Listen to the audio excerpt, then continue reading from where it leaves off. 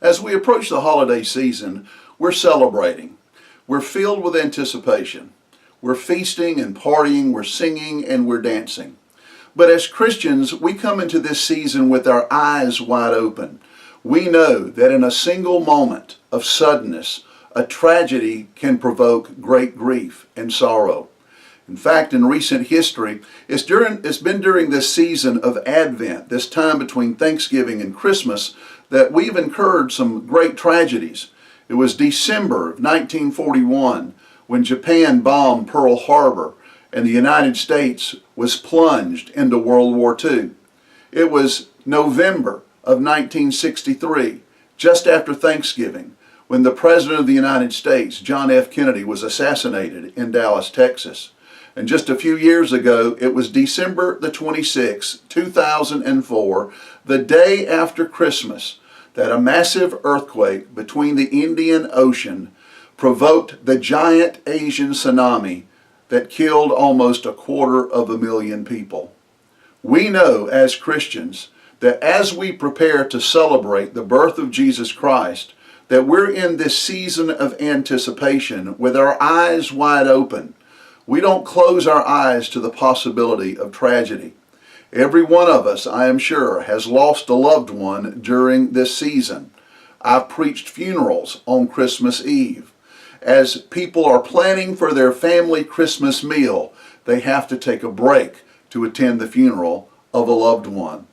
In fact, some of us have even buried loved ones even as their Christmas presents were under the Christmas tree.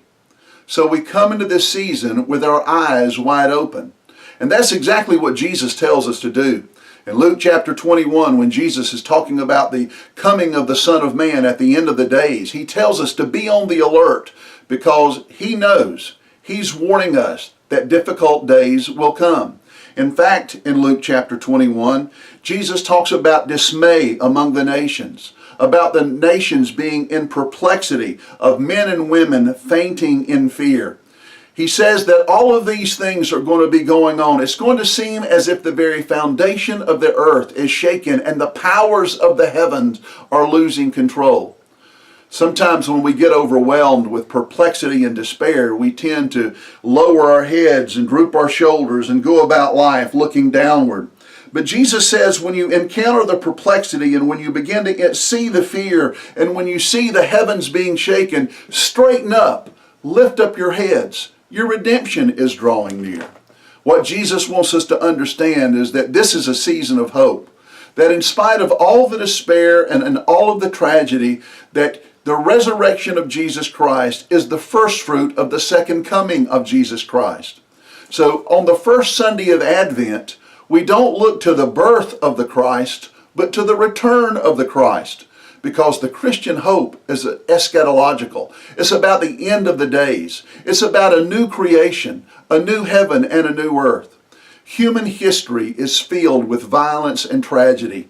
And every one of us experience our own tragedies that plunge us into deep grief. But again, Christian faith demands that we are on the alert, that we keep our eyes wide open, that we're aware of the tragedies, but the tragedies never cause us to lose hope in God's promise. So even as we're walking through the valley of the shadow of death, even as we're living during times of violence and warfare, we can straighten up. We can look up because we have the hope that Jesus Christ makes all things right. Celebrate Advent. Anticipate the coming of Jesus Christ. Maintain hope even in seasons of despair. God bless you.